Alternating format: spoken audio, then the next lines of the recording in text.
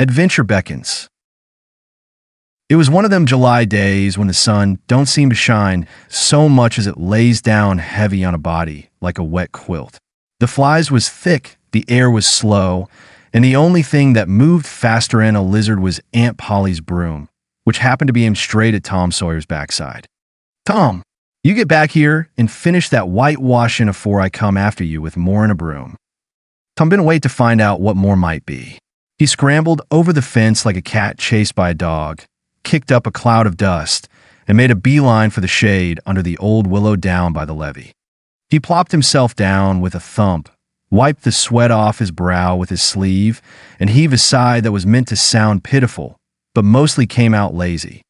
"I swear," he muttered, "if whitewashing fences ever becomes a paid profession, I reckon Aunt Polly will be rich and I'll be dead." Just then, a soft whistle floated over the brush like it was writ in the breeze. Tom sat up quick, grinning. That was Huck Finn's call, sure as sin.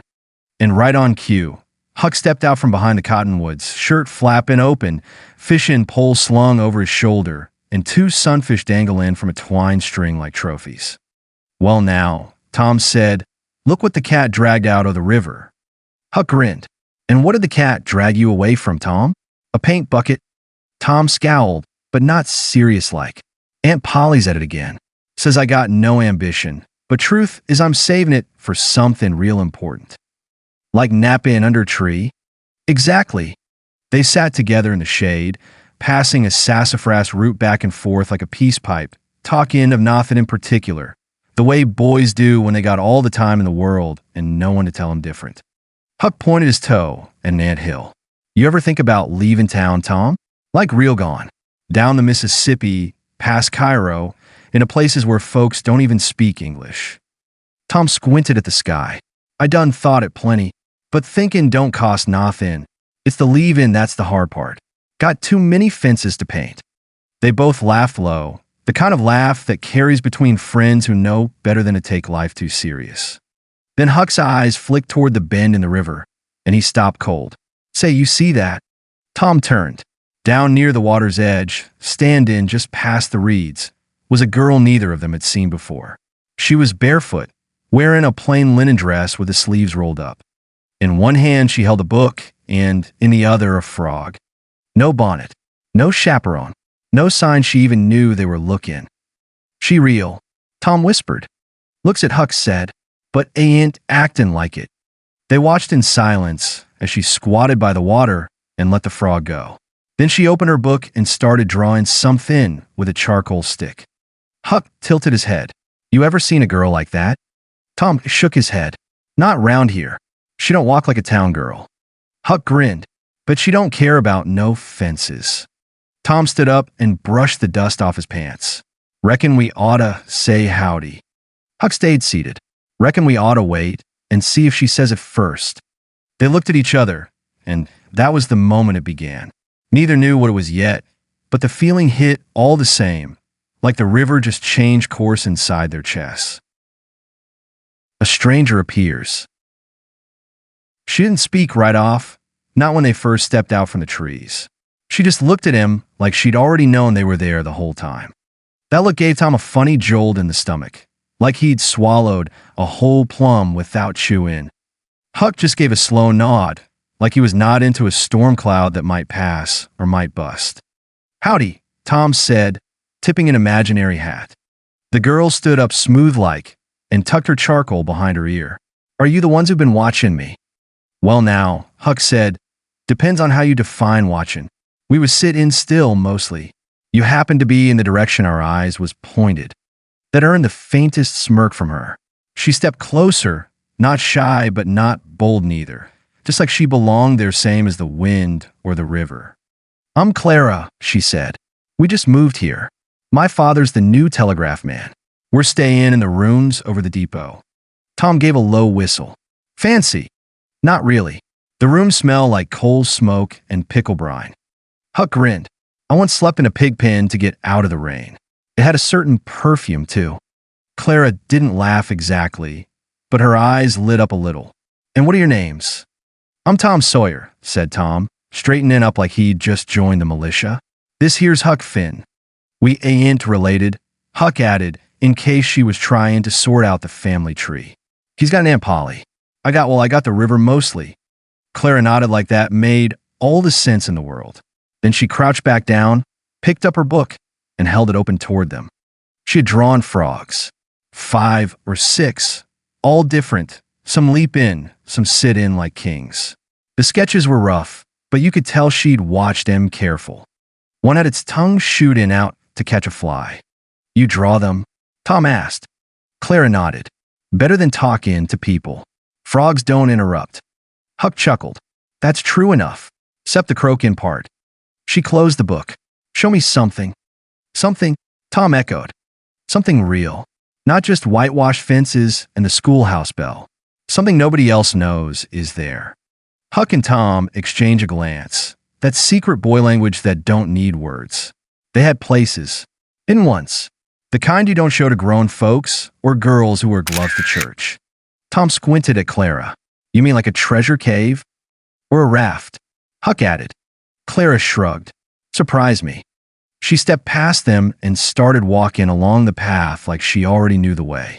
The boys hesitated just a beat, long enough for the spell to finish setting in, then fell in behind her. Tom leaned close to Huck and whispered, We gotta think fast. Huck whispered back, I already am. Let's show her the cave by Widow Douglas Hill. Tom frowned. We ain't got the key. Then the raft. Storm cracked it last week. Clara looked back over her shoulder. You boys always whisper when you're planning an adventure. Tom grinned, caught red-handed. Only the good ones. They walked on, 3 shadows stretching long in the afternoon sun, heading toward the tree line where real things waited, the kind that don't fit in drawings or stories or grown-up talk. Competing impressions. The path to the river ran crooked through the trees, the kind of path that don't rightly go anywhere on purpose. It just wanders. And that's what the 3 of them did, more or less, wandered. But don't let that fool you. There was mighty important business going on under the surface, like a catfish laying low with its whiskers twitching. Tom, for his part, was busy talking. Lord, but he could talk. About pirates and Indians and haunted houses and secret maps with red XS on them. He told Clara he'd once been kidnapped by robbers and escaped by us in a needle and some chewing gum. Never mind that Huck had told him that story first and Tom had just polished it up some. Clara listened with a kind of look that wasn't quite belief and wasn't quite disbelief either. More like a girl trying to figure out if the wind's blowing warm or cold. Meanwhile, Huck stayed mostly quiet. He'd found a stick and was peeling the bark with his thumbnail, glanking now and then at Clara like he wasn't much concerned, though he surely was. You ever swim clear across the river? Clara asked all of a sudden. Tom puffed out his chest, swum it, dived it, floated it, and once near drowned in it. Huck didn't look up. That was 'cause he tied a rock to his foot to impress a girl last summer. Tom flushed. It was a small rock, meant for ballast. Clara grinned. Did it work? No, Tom muttered. She left town that fall. Married a dentist. Huck tossed the bark aside. Dentists always win. They reached the riverbank, where an old cottonwood leaned out over the water like it was thinking of tacking a swim itself. Below it lay a lopsided raft, more patches than planks, roped to a stump like a stubborn mule. Clara knelt by the edge and dipped her fingers in. Does it float? Float, Tom said. She floats like a dream. Carried us halfway to Cairo once. And halfway back, Huck added when the wind turned. Clara looked up at them both. So, who's the captain? I am, said Tom. No, he ain't, said Huck. We don't do captains. We just go. I got a nod from Clara. That's how I like it. Tom blinked. You ever been on a raft? She shook her head. Nope. Closest I came was falling off a hay wagon once. Well, Tom said, offering a hand like a gentleman, today's your lucky day. She took it, balanced herself across the boards, and sat near the back with her knees tucked up. Huck stepped on without help, of course. Tom followed, making sure to keep his boots dry though the river paid no mind. For a while, they just floated, drifting slow past the banks, watching turtles plop and dragonflies skitter like sparks over the water. You ever feel like running away? Clara asked. Huck answered first this time. I mostly already did. Tom said, I try to every few weeks, but Aunt Polly always finds me before I get to the county line. Clara smiled faint. I try too. In my head. Huck leaned back, arms folded behind his head. That's the only kind that lasts. And for a long minute, nobody said a thing. Just the lap of the water, the creak of the rope, and the wind blowing gentle through cottonwood leaves. But Tom was thinking, and Huck was watching, and Clara, well, she was just looking out across the wide brown water like it held all the answers and none of the questions. The dare and the journey. The sun had slid down a notch in the sky, turning everything gold and strange. It painted the river like old brass and caught fire in Clara's hair, which neither Tom nor Huck said anything about, but both noticed just the same. They drifted far enough that the town was mostly behind them, just a church spire and a hint of the depot roof showing through the trees. The river, like always, knew the way without asking. Clara leaned forward, elbows on her knees. So where's this treasure cave you both keep talking about? Tom sat up straight. Well, it's not exactly a cave, more like a dry well in the side of the ridge behind Widow Douglas's place. But it's got an iron latch and a secret tunnel and everything. Huck shook his head. It's a crawl space with spiders. Big ones. Tom ignored that. There's etchings on the wall, and one time we found a button from an old Confederate coat, which means soldiers was likely there. Clara raised an eyebrow. You boys ever found treasure? Define treasure, Huck said deadpan. Tom looked offended. We found bones once. Go bones, Huck clarified. But buried. So it meant something. Clara rested her chin on her hand. Tell you what, take me there. I want to see it for myself. That hung in the air like a spark, and both boys leaned back, weighing the idea. It wasn't exactly forbidden, but it weren't exactly allowed either. It's a bit of a hike, Huck said. And there's poison ivy, Tom added. Clara stood up. Then what are we waiting for? She jumped off the raft onto the muddy bank without so much as a slip. Tom hurried after her. Huck didn't move. He was staring at the sky. Tom, he said, low and serious, you see that? Tom followed his gaze. The sky had turned the color of pewter just above the ridge. One of them fast summer storms was on its way, the kind that don't knock polite, just crash right through. Tom groaned. Oh no, Clara. But she was already halfway up the trail, book under one arm and charcoal poking out like a wand. Clara, we gotta wait it out, Tom called. She turned, unfazed. We'll make it before it breaks. Won't we? That won't we was more challenge than question. Tom cursed under his breath and took off after her. Huck sighed and untied the raft, dragging it up higher on the bank just in case the river swelled.